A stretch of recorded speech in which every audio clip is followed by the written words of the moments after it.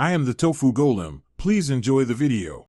You start by classifying the Volterra equation. First kind if f appears alone, second kind if u also appears under the integral.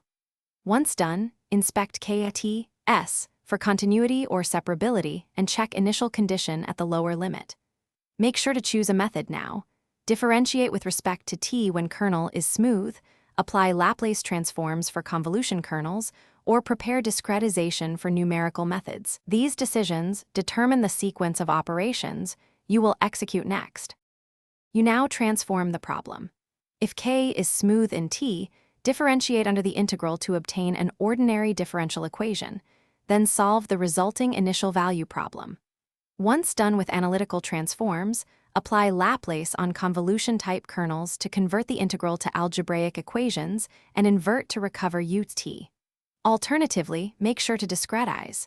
Choose step size, compute quadrature weights, and form a lower triangular linear system that you can solve forward in time. You complete the solution by solving the derived equation forward. Integrate the ODE, invert the Laplace algebraic relation, or perform forward substitution on the lower triangular discrete system.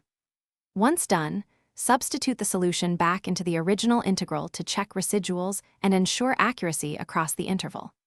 If errors grow or instability appears, make sure to refine the time grid, decrease step size, or apply Tikhonov regularization for ill-posed first-kind problems before. Thanks for watching. Consider subscribing if we helped you today.